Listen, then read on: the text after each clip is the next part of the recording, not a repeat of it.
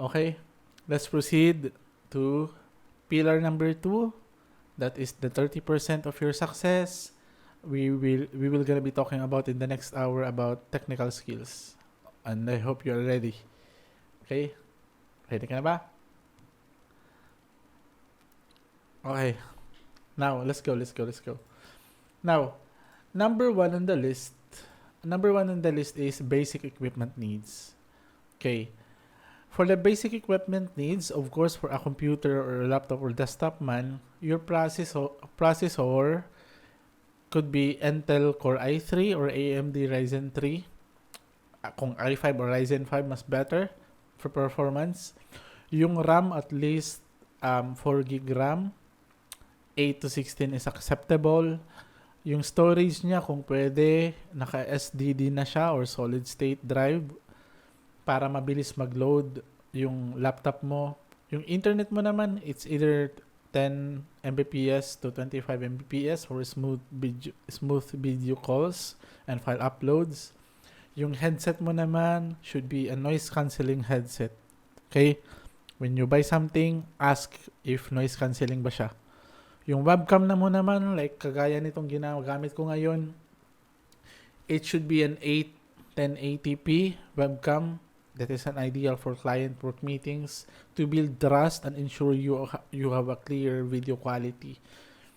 Yung smartphone mo naman, you should have that for multi-factor authentication para sa Viber, WhatsApp, para makausap mo din yung clients mo pag away ka. So, if you are planning to buy a new laptop, pwede mo itong i-screenshot, ipakita mo sa technician sa bantay sa computer shop, or na ganito yung specs na kailangan mong pagkagamitan ng work mo. Or I think merong bagong labas na Apple Neo laptops. I think better din yung laptops na yun for client work. Pero syempre, if you're gonna be using heavy applications like editing, Photoshop, I think it's not recommended. Pero kung browsing lang naman, social media management, okay na yung laptop na yun. But anyways, this should be the minimum. The reason why I'm asking you to have this specifications because lalo na sa mga agency, if you are gonna be applying for agency, they are requiring you to have a minimum set of specifications sa laptop mo. Minsan nire-require nila, meron ka dapat desktop, meron ka ding laptop para either sa dalawa nakakapag-work ka. Minsan din nire-require nila na yung internet speed mo. Nag-a-ask sila habang nag-fill up ka ng application form nila, nag-a-ask sila ng screenshot ng speed test mo. So, importante yun. At saka, I'm not sure if I have the time at the moment, pero I will do my best na to give you recommended PC, headphone, microphone, recommendation sa description ng video na to. I will give you Shopee link. Ayan, laptop, internet, camera, headset, mouse, keyboard, at saka mobile data sa phone. Second one on the list is workspace. Ayan. Kahit anong workspace, okay. As long as comfortable ka umupo, may table kang pwede pagtrabahuan, malakas yung internet, yung wifi, ganito, ganyan, the better. Kung wala kang sarili mong kwarto, wala kang sarili mong workspace, kahit sa dining table nyo lang una, wag kang masyadong maarte. Diba? Always find a way, guys. Always find a way to make it work. Tapos, be careful lang kasi number one na mortal na kaaway ng mga freelancers na working from home, syempre, is this thing. Ang ingay to the point na naririnig ng client mo pag nagka-client call ka na dinig talaga to sila. So, mga papansin. So, it's very important for you to have a noise cancelling headphones. I-make sure mo lang na merong noise cancelling headphones yung sini-search mong headphones. Okay? Not necessarily mahal. Okay, number 3, punta tayo sa backup power and internet.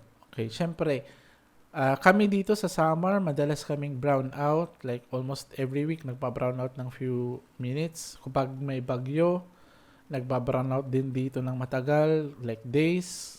Lalo na kung malakas yung bagyo. So, we really need to have a solution for this. At saka, mind you, may mga agency na nag-a-apply ka, na pinagre-require ka na meron kang backup computer, at saka backup power, at saka backup internet. So, I would suggest, syempre, if the fund is available, get this, something like this one, na kaya kang makapag-survive ng work kahit walang electricity, battery packs, ng kahit 1 to 2 days. Usually, 1 to 2 days, bumabalik na naman yung kuryente. So, at least, kaya kang makapag-work kahit walang kuryente, walang PC, laptop. Yan. And then, yung mobile data, of course, kailangan. So, I think acceptable na naman ngayon na yung backup internet mo is yung mobile data mo lang. And I'm not affiliated with GOMO, pero for me, personally, I go suggest buy a GOMO SIM. Gusto ko tong no expiry nila. Hindi kagaya sa Globe or TM, di ako sure kung meron na silang promo ngayon na kagaya nito na no expiry. So, ibig sabihin nito, gagamitin mo lang to pag nasa labas ka ng bahay o pag brown out. So, ibig sabihin, hindi mo siya ginagamit madalas kasi hindi ka naman masyadong nasa labas madalas kung work from home ka na. So, yung nangyayari, ako for me, based on my experience, yung current na GOMO plan ko na 30 gig, nasa 1 gig na lang yata ngayon. And I've been using it in the last 5 or 6 months. Hindi pa ako nagre-register ulit. So, really, really sulit. Nagagamit mo lang siya pag bagyo talaga or walang ilaw. Pero baka may alam kayong mga internet provider na mas better dito as a second internet. Go lang, suggest nyo lang sa comment section. I would like to know that also.